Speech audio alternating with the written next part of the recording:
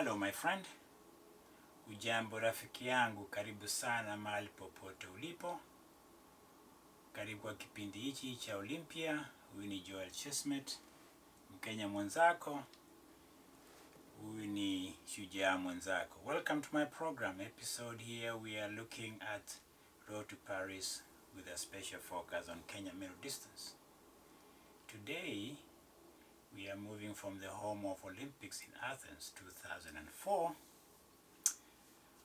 We are moving our talents, our showcase to the nest. Beijing, China, 2008. Here, I have to give you a little bit of a moment to reflect. 2007, 2008 goes down as one of the darkest moments in Kenyan history.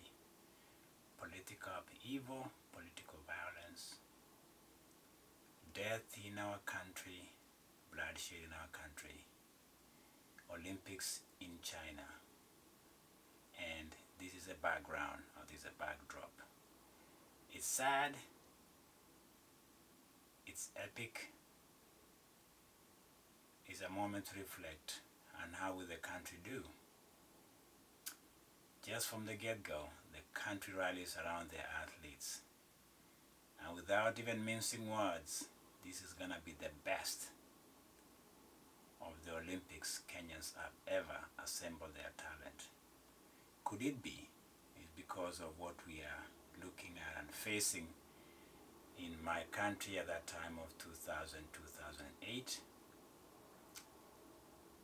And athletics become a place of safety and a place to rally, to redeem ourselves from the dark moments. 16 medals, 6 gold medals. I think 7 were won by women. And I'm gonna just give you just a rundown, because this to me surpasses 88. I've been bragging about it. I've been talking about being the golden era. It was. But the world has changed. Kenya has changed. The landscape of athleticism has changed. Yet, Kenyans have decided in these Olympics to deliver, and they delivered quite with preeminence. I'll just give you the gold medals running down. I want to just mention all the names because to me, it was quite humbling when I look at this history and looking at the juxtaposition between what the country is going through and what Beijing offers for us as a country. I'll mention the goals. Pamela Chelimo, formerly known as Eldoret Express, gives us gold in 800. Right behind her is Janet Chepkoske. She gets silver. Birir gives us gold in 3,000 steeplechases. We get gold with Wilfred Bungei. Congratulations to that guy, because I have a little bit of affinity of his career.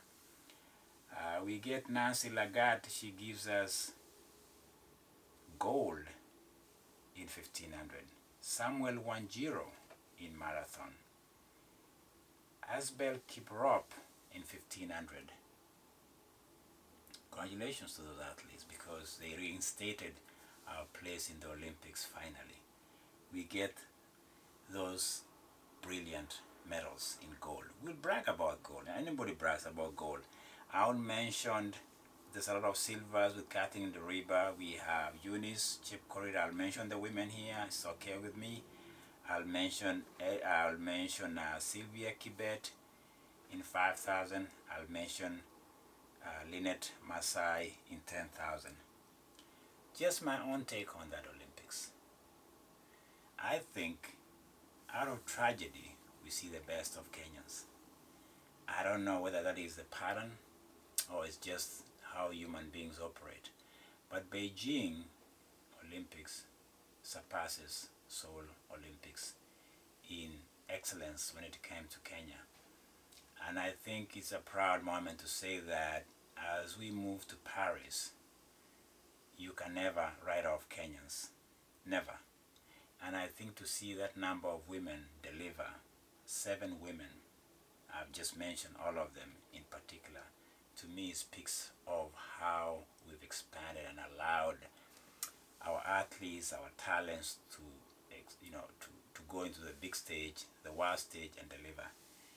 And for me, this tells me of how Kenyans rediscover themselves. I hope this is a revolutionary moment from Beijing. We'll find out as the Olympics move to Paris 2024. We were, coming into these Olympics, we looked like as a divided nation, but this Olympics seems to unite the country. And I hope that unity continues as Olympics marches on to Road to Paris. Joel Chestnut, Road to Paris. Enjoy the next episode as we move from Beijing to Big Ben Clock, London.